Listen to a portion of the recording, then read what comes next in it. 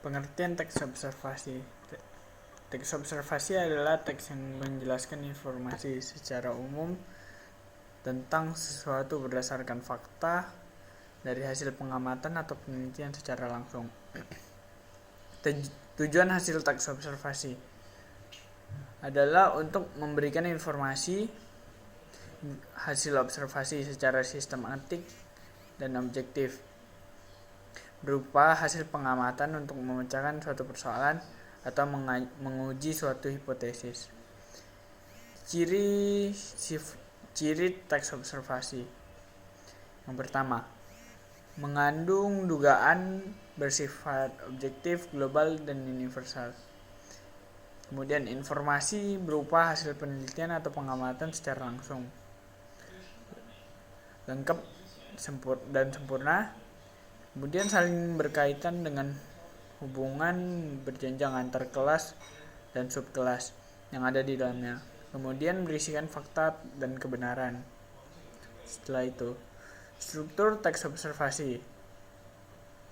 Pernyataan umum mengandung pernyataan umum mengenai subjek yang dilaporkan. Struktur ini mengandung informasi umum, contohnya nama Latin, asal-usul, informasi tambahan. Kemudian deskripsi bagian dan juga manfaatnya. Mengandung rincian atau hal-hal yang ingin dijadikan sebagai laporan. Makhluk hidup bisa berupa fisik, makanan, habitat, dan juga perilaku. Adapun tumbuhan yang bisa berupa fisik akar, fisik bunganya, dan mengandung manfaat. Kesimpulan, mengandung hal-hal ringkasan atau garis besar, umumnya untuk hal-hal yang dilaporkan.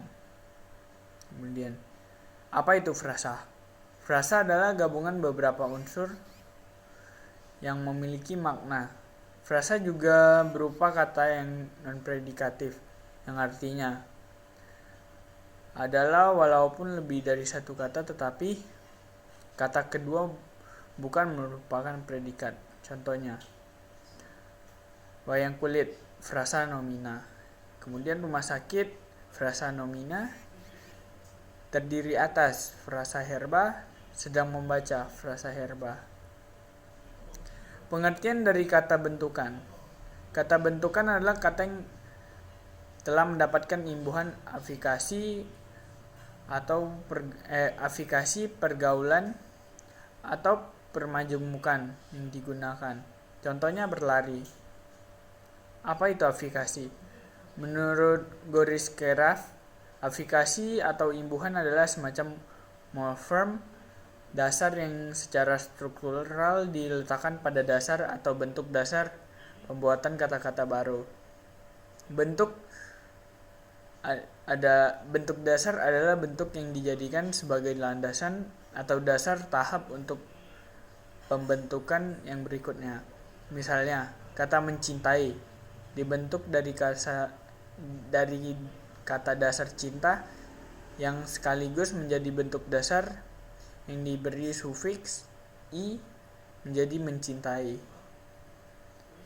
Kemudian, infikasi atau sisipan adalah imbuhan yang secara struktural diletakkan pada sebuah tengah kata bentuk dasar, yaitu antara konsonan yang mewakili sebuah kata dengan vokal yang keberikutannya.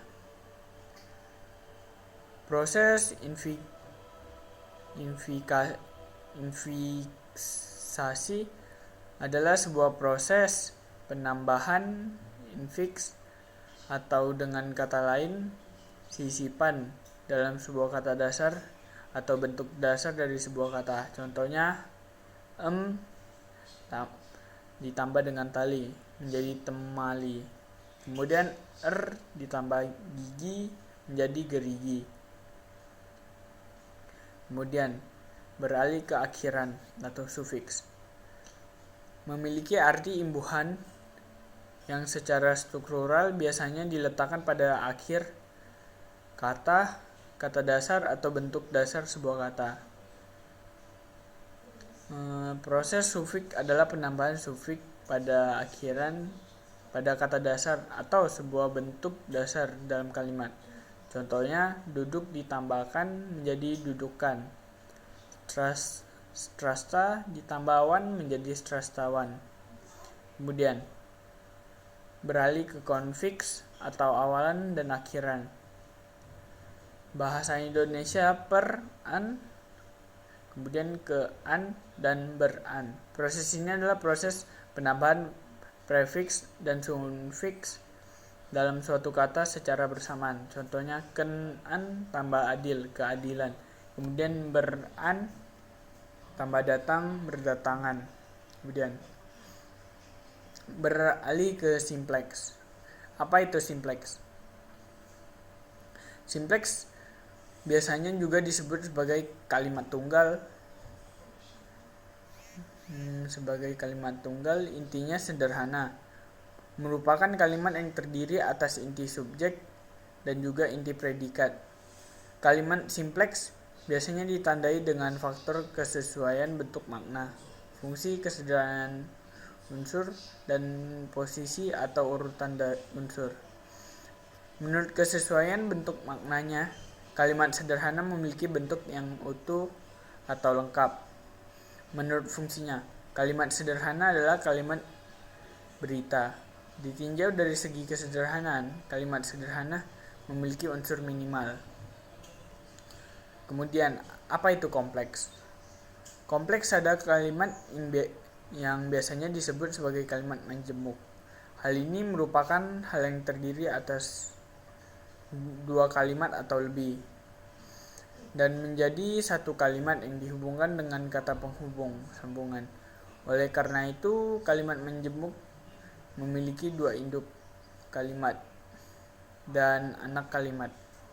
Hubungan antara klausa utama dan klausa subordinatif ditandai dengan penggunaan konjungsi subordinatif sejak ketika diambil selama, setelah, sebelum, selesai, asalkan, apabila, jika, seandainya, agar, supaya, walaupun, meskipun, sekalipun, sehingga, sampai, kapan, maka, dengan, tanpa, bahwa, yang.